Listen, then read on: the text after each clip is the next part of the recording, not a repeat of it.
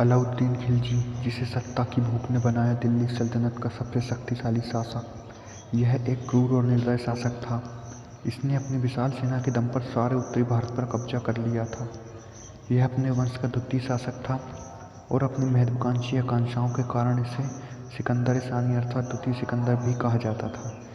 चलिए आपको अलाउद्दीन से जुड़े इतिहास के बारे में रोचक जानकारी देते हैं।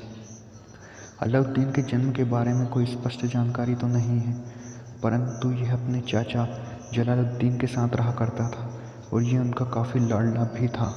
परंतु सत्ता के लालच में आकर अलाउद्दीन ने अपने चाचा जलालुद्दीन की हत्या कर दी और स्वयं दिल्ली की गद्दी पर कब्जा कर लिया।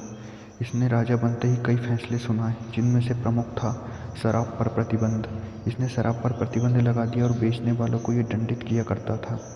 इसका एक और रोचक फैसला था माप तोल प्रणाली, जिसमें यदि कोई व्यापारी कम तोलता था तो ये उसे मांस निकाल लिया करता था। अलाउद्दीन ने अपने शासन में कई युद्धों का सामना भी करना पड़ा, परंतु उसने अपने ताकत के दम पर सब युद्धों में विजय हासिल की। उसने दक्कन पर भी कब्जा कर लिया और संपूर्ण उत्तरी भारत में अपने विजय पताका के साथ साथ दक्कन में भी अपने विजय का पताका लहरा दी। यहाँ तक कि उसने उस समय गुजरात के शासक करुणदेव द्वितीय की पत्नी को अगवा कर लिया और उनसे शादी कर ली। अलाउद्दीन को सबसे प्रिय उसका गुलाम मलिक काफूर था, जिसे उसने अपनी सेना का प्रमुख सेनापति भी नियुक्त कर रखा था।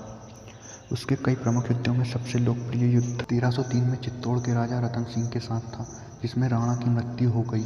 परंतु अलाउद्दीन का रानी को पाने का सपना पूरा न हो सका और रानी पद्मिनी ने अपनी कई दासियों के साथ मिलकर अग्निकुंड में जाकर जौहर कर लिया। इस युद्ध से अलाउद्दीन काफ़ी हताश हो गया और गंभीर बीमारी की चपेट में आ गया, जिससे कुछ समय बाद उसकी दर्दनाक मौत हो गई। उसकी मकबरा आज भी दिल्ली में स्थित है, जिसे देश विदेश से कई लोग घूमने के लिए आते हैं और यह सुंदर नमूना दिल्ली की शोभा भी बढ़ाता है। तो ये था अलाउद्दीन से संबंधित इतिहास। आपको हमारा चैनल इतिहास कैसा लगा, इसे सब्सक्राइब करें, लाइक करें, शेयर करें।